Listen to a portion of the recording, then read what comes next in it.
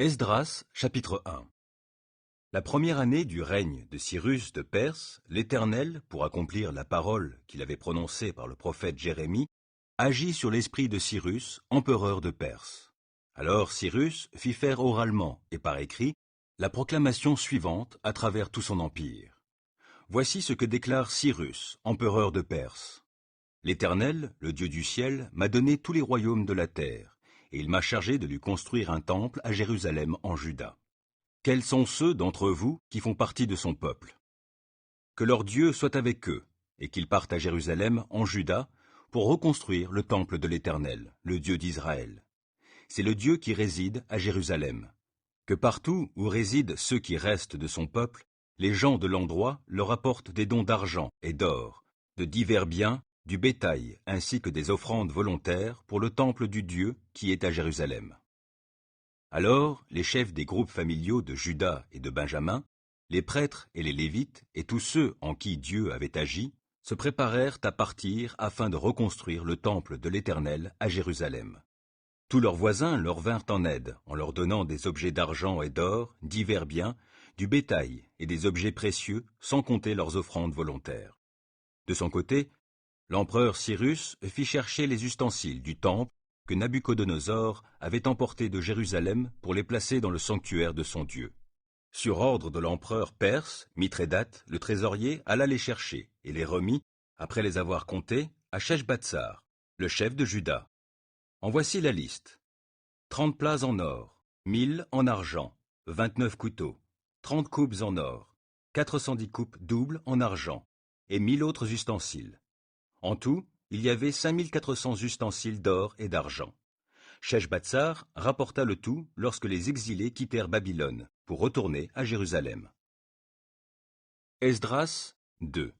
Voici la liste des hommes originaires du district de Juda, que Nabuchodonosor, roi de Babylone, avait déportés à Babylone, et qui sont revenus de la captivité à Jérusalem et en Juda, chacun dans sa ville. Ils revinrent sous la conduite de Zorobabel, Josué, Néhémie, Séraya, Réélaya, Mardoché, Bilshan, Mispar, Bigvaï, Réhum, Baana. Et voici le compte des Israélites. Descendants de Paréosh, 2172. Descendants de Shephasia, 372. Descendants d'Ara, 775. Descendants de Pahat Moab, de la postérité de Josué et de Joab, 2812. Descendants d'Élam, 1254. Descendants de Zatou, 945. Descendants de Zakaï, 760. Descendants de Bani, 642. Descendants de Bébaï, 623. Descendants d'Asgad, 1222. Descendants d'Adonikam, 666. Descendants de Bigvaï, 2056. Descendants d'Adin, 454. Descendants d'Ater, de la lignée d'Ézéchias, 98. Descendants de Bethsaï, 323. Descendants de Yora, 112. Descendants de Hachum, 223. Descendants de Gibar, 95. Descendants de Bethléem, 123. Ressortissants de Netopha, 56. Ressortissants d'Anatoth, 128. Descendants d'Azmavet, 42. Descendants de Kiriath Yéraïm, de Képhira et de Béhéroth, 743. Descendants de Rama et de Geba, 621. Ressortissants de Mikma, 122. Ressortissants de Bethel et d'Aï, 223. Descendants de Nebo, 52. Descendants de Magbish, 156. Descendants de l'autre Élam, 1254. Descendants de Harim, 320. Descendants de Lod, de Hadid et d'Ono, 725. Descendants de Jéricho, 345. Descendants de Sénaa, 3630. Pour ce qui est des prêtres. Descendants de Yedaïa, de la lignée de Josué, 973. Descendants d'Imer, 1052. Descendants de Pachour, 1247. Descendants de Harim, 1017. Pour ce qui est des Lévites, descendants de Josué et de Cadmiel, du groupe familial de Hodavia, 74. Musiciens, les descendants d'Azap, 128. Groupe des portiers. Les descendants de Shaloum, d'Ater, de Talmon, d'Akoub, de Hatita, de Shobaï, en tout 139. Les desservants du temple.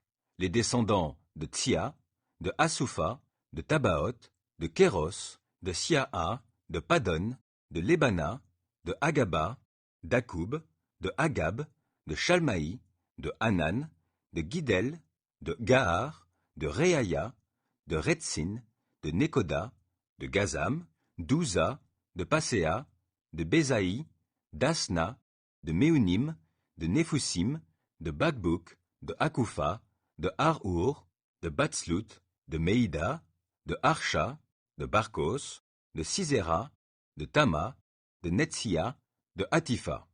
Quant au groupe des descendants des serviteurs de Salomon, il comprenait les descendants de Sotaï, de Sopheret, de Perouda, de Yahala, de Darkon, de Guidel, de Shephasia, de Hatil, de Pokeret Hatsebaïm, d'Ami. Total des desservants du temple et des descendants des serviteurs de Salomon, 392. Liste de ceux qui sont venus des villes de Tel Mela, de Tel Arsha, de Kéroub Adan et d'Imer, mais qui ne purent pas indiquer quels étaient leur groupe familial et leur ascendance, pour prouver leur origine israélite. Les descendants de Delaya, de Tobia et de Nekoda, 652. Et parmi les prêtres, les descendants de Obaya, d'Akot et de Barzilaï. Ce dernier tenait son nom de Barzilaï, de Galaadite, dont il avait épousé une fille. Ils recherchèrent leur registre généalogique, mais ne les trouvèrent pas. Ils furent donc disqualifiés pour l'exercice du sacerdoce, et le gouverneur leur ordonna de ne pas manger des aliments consacrés, jusqu'à ce qu'un prêtre ait consulté Dieu à leur sujet par l'Urim et le Tumim. La communauté entière de ceux qui étaient revenus de l'exil comprenait 42 360 personnes, sans compter leurs 7 337 serviteurs et servantes. Parmi eux se trouvaient 200 musiciens et chanteuses. Ils avaient 736 chevaux, 245 mulets, 435 chameaux et 6 720 ânes. Lors de leur arrivée au temple de l'Éternel à Jérusalem, plusieurs chefs de groupes familiaux firent des offrandes volontaires pour la reconstruction du temple de Dieu sur son emplacement. Ils versèrent, chacun selon ses moyens, au fond des travaux, 61 000 pièces d'or et 5 000 pièces d'argent, plus 100 tuniques sacerdotales. Les prêtres et les lévites, les gens du peuple, les musiciens, les portiers et les desservants du temple, tous les Israélites s'établirent dans leur ville d'origine. Esdras 3. Quand arriva le 7e mois, les Israélites étaient installés dans leur ville. Alors le peuple se rassembla à Jérusalem comme un seul homme.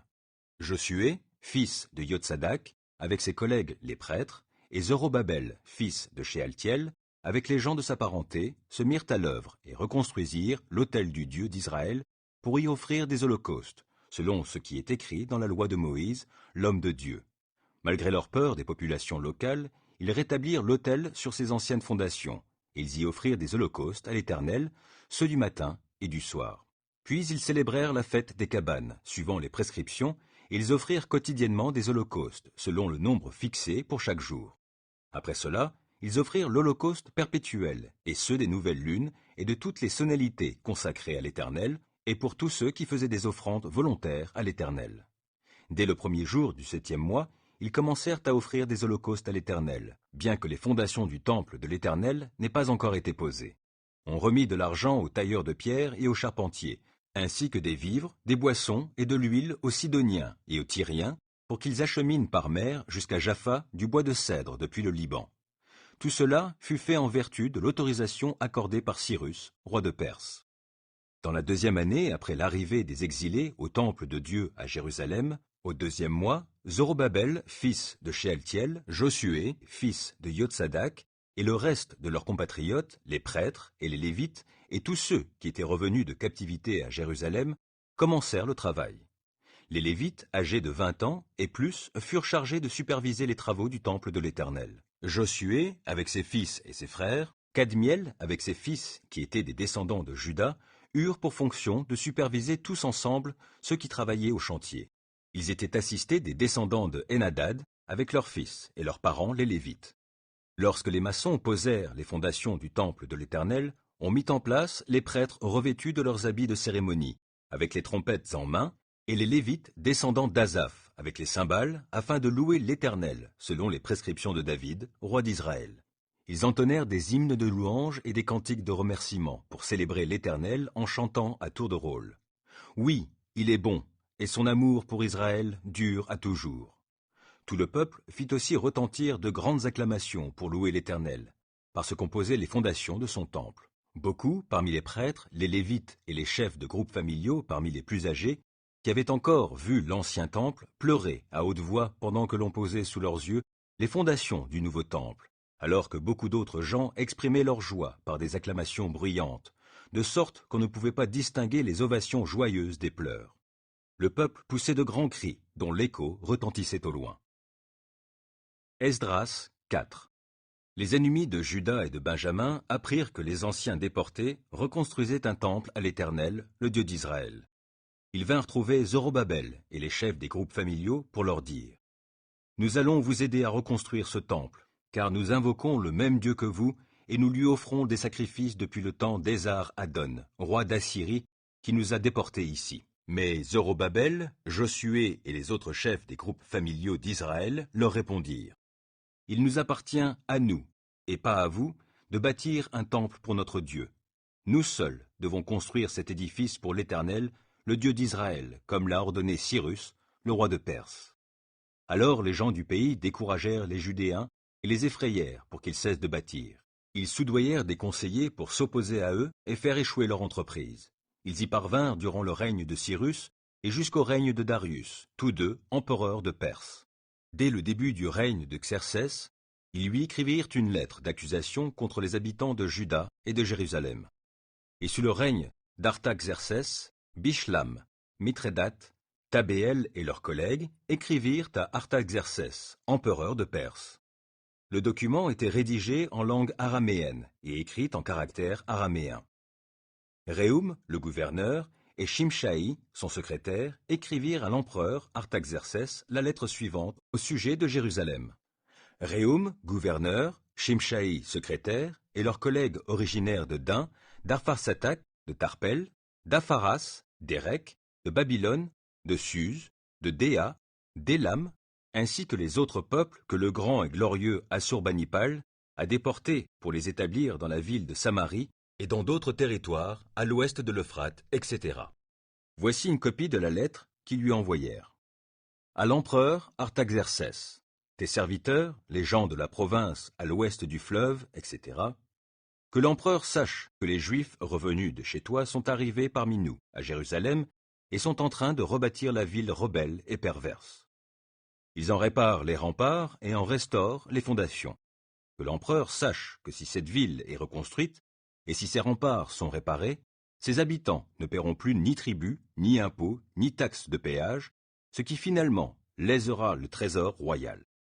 C'est pourquoi, étant les obligés du palais impérial et pensant qu'il ne nous conviendrait pas d'être témoins du tort fait à ton honneur, nous transmettons au roi ces informations, afin que des recherches soient faites dans les annales de tes prédécesseurs. Tu trouveras dans ces archives, et tu verras ainsi que cette ville a toujours été rebelle et nuisible au roi et aux provinces. Depuis toujours, ses habitants n'ont cessé de provoquer des révoltes. C'est la raison pour laquelle cette ville a été détruite. Nous avertissons donc l'empereur que si elle est rebâtie, et si ses remparts sont restaurés, tu n'auras bientôt plus de possession à l'ouest de l'Euphrate. L'empereur fit parvenir la réponse suivante. À Réhum, gouverneur, à Shimshaï, secrétaire, et au reste de leurs collègues demeurant à Samarie et dans les territoires à l'ouest du fleuve, j'adresse mes salutations, etc. Le rapport que vous nous avez envoyé m'a été lu après avoir été traduit. Sur mon ordre, on a fait des recherches et l'on a effectivement trouvé que, depuis toujours, cette ville s'est soulevée contre les rois et qu'elle a provoqué des révoltes et des insurrections.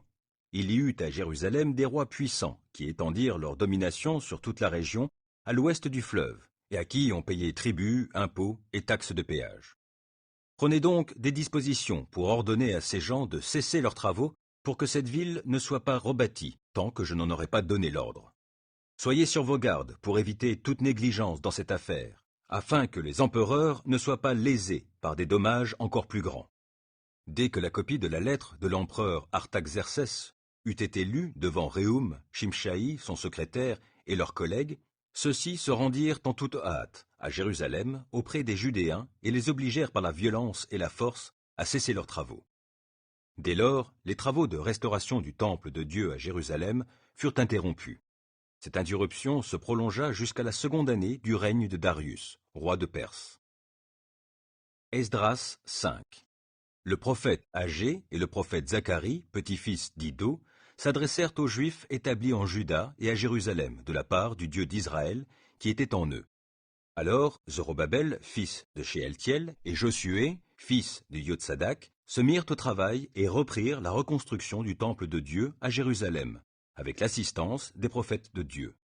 Aussitôt, Tatnaï, gouverneur de la province située à l'ouest de l'Euphrate, Shethar-Boznaï et leurs collègues vinrent les trouver et leur demandèrent « Qui vous a donné l'autorisation de rebâtir ce sanctuaire et de relever ses murs ?» Alors nous leur avons indiqué les noms de ceux qui travaillaient à la reconstruction. Mais Dieu veillait sur les responsables des Juifs et on ne les obligea pas à interrompre leurs travaux en attendant que Darius ait reçu un rapport à ce sujet et que la réponse revienne. Voici une copie de la lettre envoyée à l'empereur Darius par Tatnaï, gouverneur de la province située à l'ouest de l'Euphrate. Shethar-Boznaï et ses collègues, les préfets de la province à l'ouest de l'Euphrate. Le rapport qu'ils envoyèrent était conçu ainsi. À l'empereur Darius, tous nos vœux de prospérité. Que le roi sache que nous nous sommes rendus dans le district de Juda jusqu'au grand temple de Dieu. Cet édifice est en cours de reconstruction en pierre de taille. Du bois est encastré dans les murs. Ce travail se poursuit avec soin et progresse bien grâce aux efforts des constructeurs. Nous avons interrogé les responsables parmi eux et nous leur avons demandé « Qui vous a donné l'autorisation de rebâtir ce sanctuaire et de relever ses murs ?» Nous leur avons aussi demandé leurs noms pour te les faire connaître, et nous avons noté par écrit ces noms des hommes qui sont à leur tête. Voici la réponse qu'ils nous ont faite. Nous sommes les serviteurs du Dieu du ciel et de la terre, et nous reconstruisons le temple qui avait été bâti et achevé il y a bien longtemps par un grand roi d'Israël. Mais comme nos ancêtres ont irrité le Dieu du ciel, celui-ci les a livrés au pouvoir du Chaldéen Nabuchodonosor, roi de Babylone. Ce roi a détruit ce temple et déporté la population à Babylone. Cependant, la première année du règne de Cyrus, roi de Babylone, le roi Cyrus a donné par un édit l'ordre de rebâtir ce temple. Et même le roi Cyrus a retiré du temple de Babylone les objets d'or et d'argent que Nabuchodonosor avait emportés du temple de Jérusalem et qu'il avait transférés dans le temple de Babylone. Il les a donnés au nommé Sheshbatsar, qu'il avait désigné comme gouverneur, et lui a ordonné d'emporter ces objets et de les déposer dans le temple de Jérusalem, en stipulant que le temple devait être rebâti sur son ancien emplacement. Ce Sheshbatsar est donc venu ici, et il a posé les nouvelles fondations du temple de Dieu qui est à Jérusalem. Depuis lors, et jusqu'à ce jour, ce temple est en reconstruction, mais les travaux ne sont pas encore achevés. Maintenant, si l'empereur le trouve bon, que l'on fasse des recherches dans les archives royales là-bas, à Babylone, pour voir s'il y a bien eu, de la part du roi Cyrus, un édit ordonnant la reconstruction de ce temple à Jérusalem. Puis, que le roi veuille nous communiquer sa volonté à ce sujet. Esdras 6. Là-dessus, l'empereur Darius donna l'ordre de faire des recherches dans la bibliothèque où étaient déposés les trésors à Babylone. Et l'on trouva dans Ecbatane, la capitale de la province de Médie, un rouleau sur lequel il était écrit « La première année du roi Cyrus, le roi Cyrus a promulgué ce décret concernant le temple de Jérusalem. Le temple doit être reconstruit pour être un lieu où l'on offre des sacrifices. Ses fondements seront rétablis. Il aura 30 mètres de haut et autant de large. On fera alterner 3 rangées de pierres de taille et une rangée de poutres de bois. Les frais seront couverts par la trésorerie royale. De plus, les objets d'or et d'argent du temple que Nabuchodonosor a enlevés du temple de Jérusalem et transportés à Babylone doivent être restitués. Qu'ils soient rapportés au temple de Jérusalem, où ils étaient et déposés dans le temple. Maintenant, toi, Tatnaï, gouverneur de la province située à l'ouest de l'Euphrate, toi, Shethar-Boznaï, et vous, leurs collègues, préfets de la province à l'ouest du fleuve, n'intervenez plus dans cette affaire. Laissez se poursuivre les travaux de reconstruction de ce temple, que le gouverneur des Juifs et leurs responsables le rebâtissent sur son ancien emplacement. Voici quel décret je promulgue. Vous adopterez la ligne de conduite suivante vis-à-vis des responsables des Juifs, en vue de la reconstruction de ce temple. Les dépenses en seront exactement couvertes par les recettes royales provenant des impôts de la province située à l'ouest de l'Euphrate. Elles seront payées à ces hommes sans interruption des versements. Vous fournirez aussi chaque jour aux prêtres de Jérusalem tout ce qui est nécessaire pour les holocaustes du Dieu du ciel. De jeunes taureaux, des béliers et des agneaux, ainsi que du froment, du sel, du vin et de l'huile. Vous le leur remettrez selon leurs demandes et sans négligence, afin qu'ils offrent des sacrifices apaisants au Dieu du ciel et qu'ils prient pour la vie du roi et de ses fils. Je décrète encore ceci. Si quelqu'un ose transgresser cet ordre, on arrachera de sa maison une poutre pour l'y pendre, et l'on transformera sa demeure en un tas de décombres. Que le Dieu qui réside là détruise tout roi et tout peuple qui osera faire un geste pour passer outre à ce décret en détruisant ce temple qui est à Jérusalem. Moi, Darius, j'ai promulgué ce décret, qu'il soit exactement exécuté. Alors Tatnaï, gouverneur de la province à l'ouest de l'Euphrate, Shethar-Boznaï et leurs collègues se conformèrent exactement aux instructions envoyées par le roi Darius. Les responsables des Juifs continuèrent à bâtir et réussirent dans leur entreprise, stimulés par les messages des prophètes Agé et Zacharie, descendants d'Iddo. Ils achevèrent la construction conformément à l'ordre du Dieu d'Israël et aux ordres de Cyrus, de Darius et d'Artaxercès, empereur de Perse. Le temple fut terminé le 3e jour du mois d'Adar, la 6e année du règne de l'empereur Darius. Les Israélites, les prêtres, les Lévites et tous ceux qui étaient revenus de l'exil célébrèrent dans la joie l'inauguration du temple. Ils offrirent pour l'inauguration de ce temple 100 taureaux, 200 béliers, 400 agneaux et, en sacrifice pour le péché de tout Israël, 12 boucs, selon le nombre des tribus d'Israël. On répartit aussi les prêtres selon leur division et les Lévites selon leur classe pour le service de Dieu à Jérusalem, conformément à ce qui est écrit dans le livre de Moïse.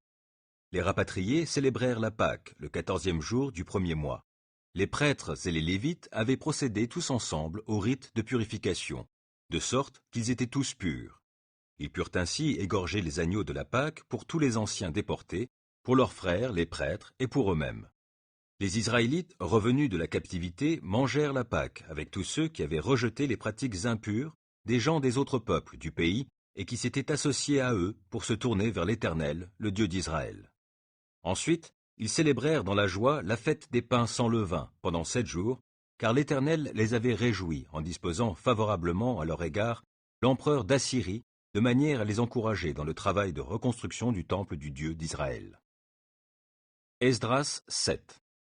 Plus tard, sous le règne d'Artaxercès, empereur de Perse, vivait un homme nommé Esdras.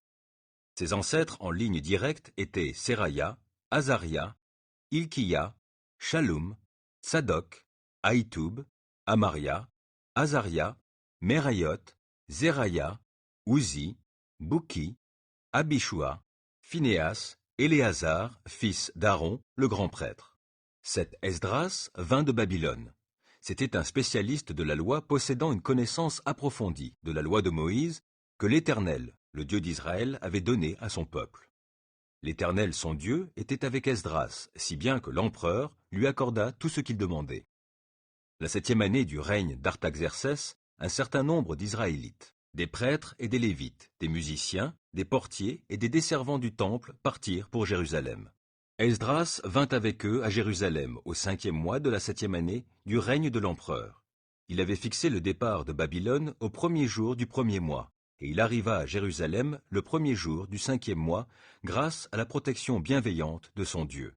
En effet, Esdras prenait grand soin d'étudier la loi de l'Éternel et de l'appliquer, ainsi que d'enseigner les lois et le droit aux Israélites.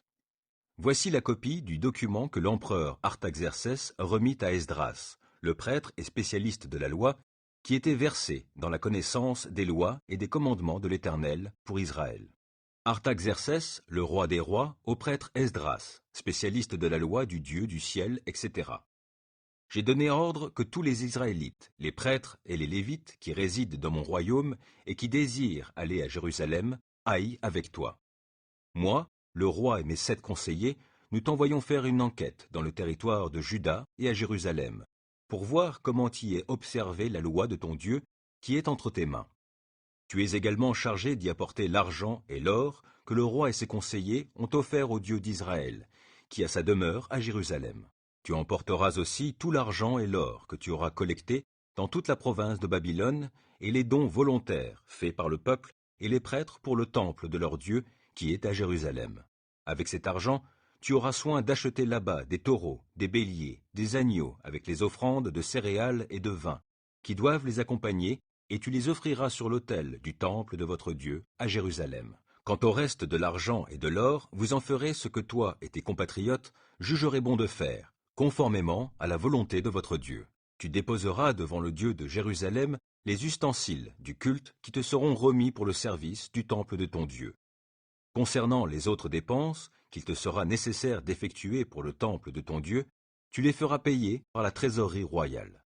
Moi, l'empereur Artaxercès, je donne l'ordre à tous les trésoriers de la province à l'ouest de l'Euphrate de faire exactement tout ce que le prêtre Esdras, spécialiste de la loi du Dieu du ciel, vous demandera, jusqu'à concurrence de 3500 kg d'argent, 45 000 litres de blé, 4 500 litres de vin, 4 500 litres d'huile et du sel à volonté.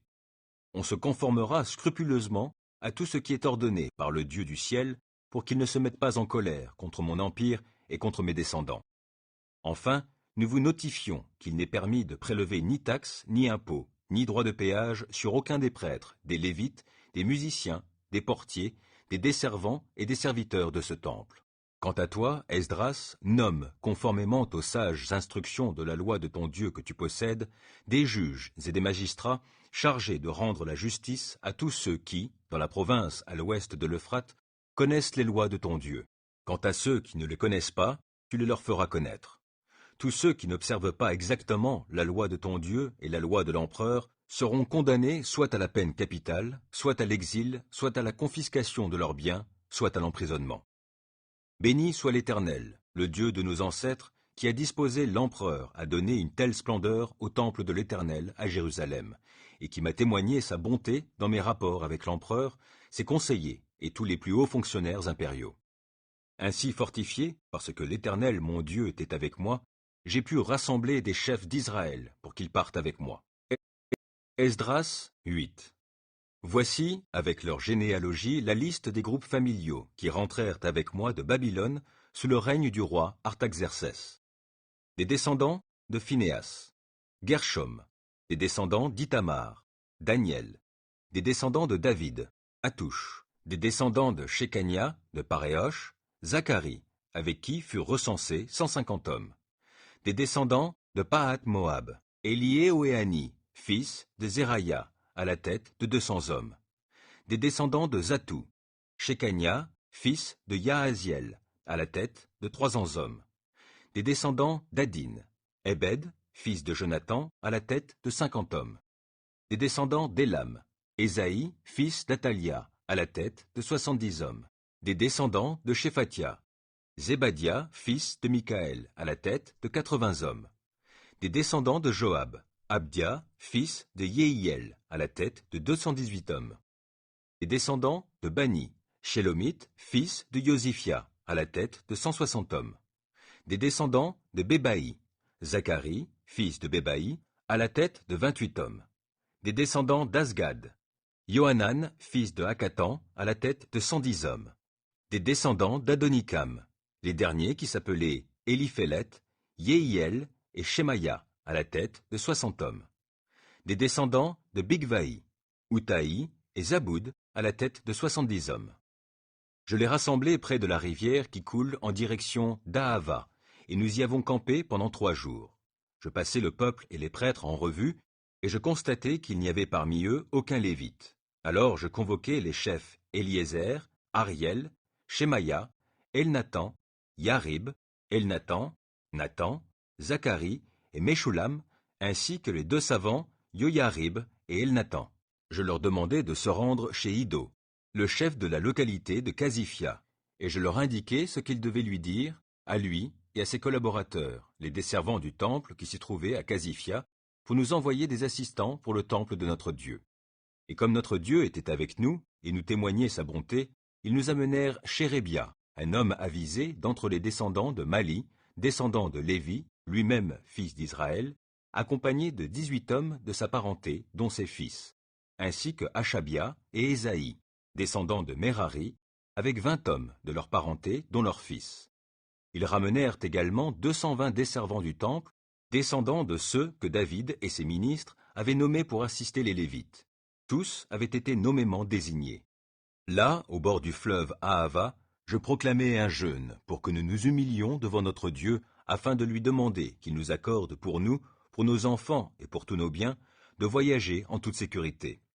J'aurais eu honte de demander à l'empereur de nous fournir une escorte de soldats et de cavaliers pour nous protéger contre l'ennemi pendant la route, car nous avions dit à l'empereur que notre Dieu protégeait avec bonté tous ceux qui lui font confiance, tandis que sa colère pèse lourdement sur tous ceux qui l'abandonnent.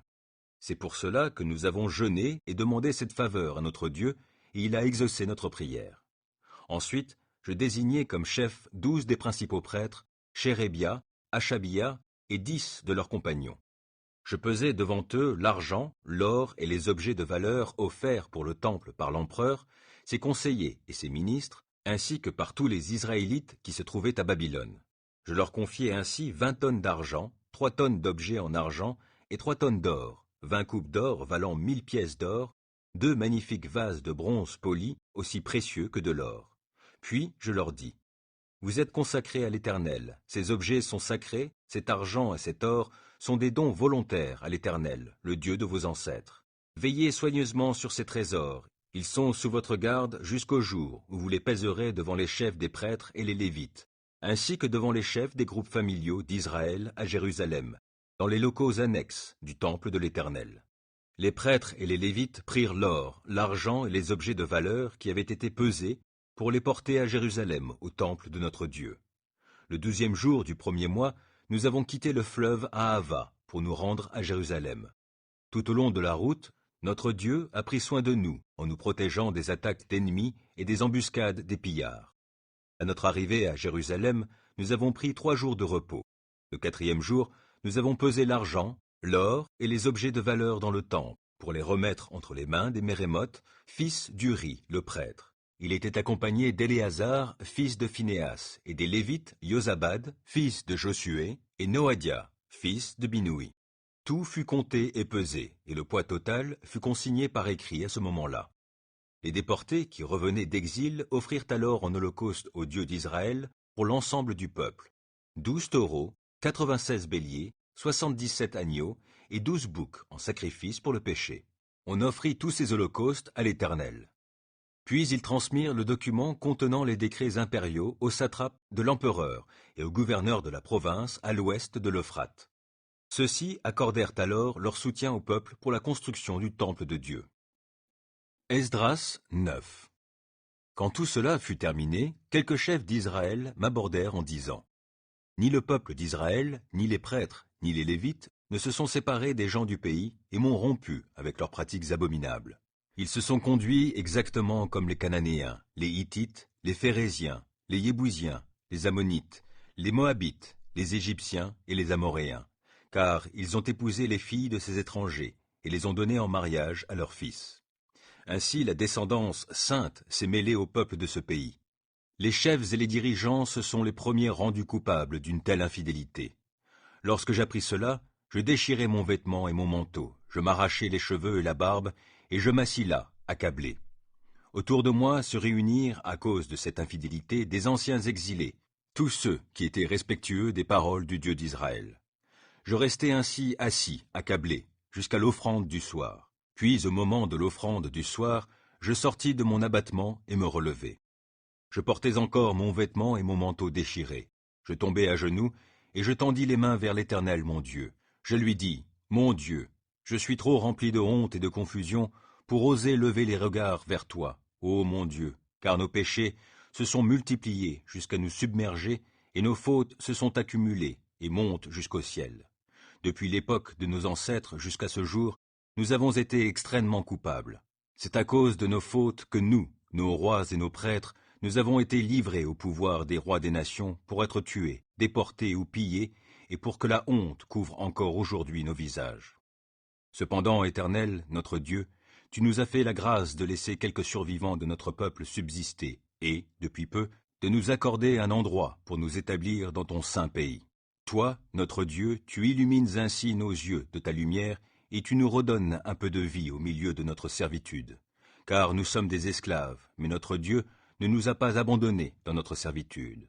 Il nous a manifesté de la faveur dans nos rapports avec les empereurs perses, pour ranimer notre énergie, afin que nous rebâtissions le temple de notre Dieu et que nous le relevions de ses ruines. Il nous a procuré comme un mur protecteur en Juda et à Jérusalem. Maintenant, après ce qui est arrivé, que dirons-nous, ô notre Dieu? Car nous avons désobéi au commandement que tu nous avais transmis par l'intermédiaire de tes serviteurs les prophètes. Tu nous avais prévenus en disant, « Le pays dans lequel vous entrez pour en prendre possession est souillé par l'impureté des populations de ces contrées qui l'ont rempli d'un bout à l'autre de leurs pratiques abominables et de leurs actions impures. Ne donnez donc pas vos filles en mariage à leurs fils, et ne prenez pas leurs filles pour vos fils. Ne vous préoccupez jamais de leur prospérité ou de leur bien-être si vous voulez devenir forts. Mangez les meilleurs produits du pays et le laissez pour toujours en héritage à vos descendants. Tout ce qui nous est arrivé est la conséquence de nos mauvaises actions et de notre grande culpabilité. Et encore, ô notre Dieu, tu ne nous as pas punis comme le méritaient nos péchés, tu as laissé subsister ce reste de notre peuple. Alors, après cela, pouvons-nous recommencer à transgresser tes commandements et à nous allier par mariage à des gens de ces peuples qui se livrent à des pratiques si abominables? Ne vas-tu pas t'enflammer de colère contre nous au point de nous exterminer sans nous laisser ni reste ni rescapé? Éternel, Dieu d'Israël, tu es juste, et tu as laissé subsister un reste de notre peuple jusqu'à ce jour. Nous voici devant toi, avec notre culpabilité, alors que personne ne peut tenir ainsi en ta présence. Esdras 10. Pendant qu'Esdras, prosterné devant le temple de Dieu, faisait cette prière et cette confession en pleurant, une foule très nombreuse d'hommes, de femmes et d'enfants israélites s'était rassemblée autour de lui, et tous pleuraient abondamment. Alors Shekania, fils de Yéel, un descendant d'Élam, prit la parole et dit à Esdras, « Nous avons été infidèles envers notre Dieu en épousant des femmes étrangères prises parmi les peuples du pays. Mais malgré cela, il reste encore une espérance pour Israël dans cette affaire. Engageons-nous maintenant par une alliance avec notre Dieu à renvoyer toutes ces femmes avec leurs enfants conformément au conseil de mon seigneur Esdras et de ceux qui respectent les commandements de notre Dieu. Que la loi soit observée. Lève-toi, car c'est à toi de régler cette affaire. Mais nous sommes avec toi. Prends courage et agis. » Alors Esdras se releva et fit prêter serment aux chefs des prêtres, des Lévites et de tout Israël d'agir comme il venait d'être dit. Ils en firent tous le serment. Puis Esdras quitta la cour du temple et se rendit dans la chambre de Johanan, fils d'Eliashib, où il passa la nuit. Mais il refusa toute nourriture et toute boisson, car il menait deuil à cause de la faute grave des anciens exilés. On fit ensuite publier dans Juda et à Jérusalem un ordre enjoignant à tous les anciens déportés de se réunir à Jérusalem. Les chefs et les responsables du peuple avaient décidé que ceux qui ne se présenteraient pas dans un délai de 3 jours verraient tous leurs biens voués à l'Éternel et seraient eux-mêmes exclus de la communauté des anciens déportés. Alors tous les hommes de Juda et de Benjamin se rassemblèrent à Jérusalem dans les 3 jours. C'était le 20e jour du 9e mois. Tout le peuple se tenait dans la cour du temple en tremblant, à cause de cette affaire, et aussi parce qu'il pleuvait à verse. Esdras le prêtre se leva et leur dit, « Vous avez commis une faute grave en épousant des femmes étrangères, et vous avez rendu Israël encore plus coupable. Reconnaissez donc maintenant votre péché devant l'Éternel, le Dieu de vos pères, et conformez-vous à sa volonté. Séparez-vous de la population du pays et de vos femmes d'origine étrangère. » Toute l'assemblée répondit à haute voix, « Tu as raison. Notre devoir est d'agir comme tu l'as dit. Mais nous sommes nombreux, et c'est la saison des pluies. Nous ne pouvons pas rester ici en plein air. D'ailleurs, cette affaire ne peut pas se régler en un jour, ni même en 2, car il y en a beaucoup parmi nous qui ont commis une faute dans ce domaine. Il vaudrait mieux que nos chefs restent ici pour représenter l'assemblée. Tous ceux qui, dans nos villes, ont épousé des femmes étrangères, se présenteront à tour de rôle aux dates qu'on leur fixera, avec des responsables et des juges de leurs villes respectives, jusqu'à ce que l'ardente colère de notre Dieu provoquée par cette affaire se soit détournée de nous. Seul Jonathan, fils d'Azaël, et Yazia, fils de Tikva, soutenus par Meshulam et par le Lévite Shabtaï, s'opposèrent à cette mesure. mais la majorité des anciens déportés s'y conformèrent. Esdras, le prêtre, choisit, en les désignant nommément, des chefs des groupes familiaux. Ceux-ci commencèrent à siéger le premier jour du 10e mois pour examiner les cas. Ils achevèrent de régler la situation de tous les hommes qui avaient épousé des femmes étrangères le premier jour du premier mois. Voici quels étaient les prêtres qui avaient épousé des femmes étrangères, parmi les descendants de Josué, fils de Yotsadak, et ceux des hommes de sa parenté: Maazéia, Éliézer, Yarib et Guédalia. Ils s'engagèrent par une poignée de main à renvoyer leurs femmes et à offrir un bélier en sacrifice pour expier leurs fautes. Des descendants d'Imer, Anani et Zébadia. Des descendants de Harim, Maazéia, Éli, Shemaïa, Yehiel et Ozias. Des descendants de Pashur, Élioénaï, Maazéia, Ismaël, Néthanaël, Yozabad et Éléasa. Parmi les Lévites, Yozabad, Shimei, Kélaya, appelé aussi Kélita, Pétaïa, Juda et Éliézer. Parmi les musiciens, Eliashib. Parmi les portiers, Shaloum, Télem et Uri. Parmi les autres Israélites, des descendants de Paréosh, Ramia, Yizia, Malkiya, Miyamin, Éléazar, Malkiya et Benaïa. Des descendants d'Élam, Matania, Zacharie, Yehiel, Abdi, Yérémoth et Éli. Des descendants de Zatou, Élioénaï, Eliashib, Matania, Yérémoth, Zabad et Aziza. Des descendants de Bébaï, Yohanan, Anania, Zabaï et Atlaï. Des descendants de Bani, Meshulam, Malouk, Adaya, Yashub, Sheal et Ramoth. Des descendants de Pahat Moab, Adna, Kelal, Benaïa, Maazéia, Matania, Betsaléel, Binoui et Manassé.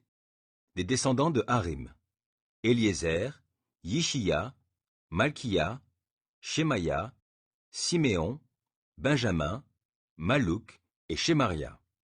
Des descendants de Hashum, Matnaï, Matata, Zabad, Éliphélet, Yérémaï, Manassé et Shimei. Des descendants de Bani, Maadaï, Amram, Ouel, Benaïa, Bédia, Kéloû, Vania, Mérémoth, Eliashib, Matania, Matnaï, Yaasaï, Bani, Binoui, Shimei, Shélémia, Nathan, Adaya, Magdabbaï, Shashaï, Sharaï, Azaréel, Shélémia, Shemaria, Shaloum, Amaria et Joseph. Des descendants de Nebo, Yehiel, Matissia, Zabad, Zébina, Yadaï, Joël et Benaïa. Tous ces hommes avaient épousé des femmes étrangères, et plusieurs en avaient eu des enfants.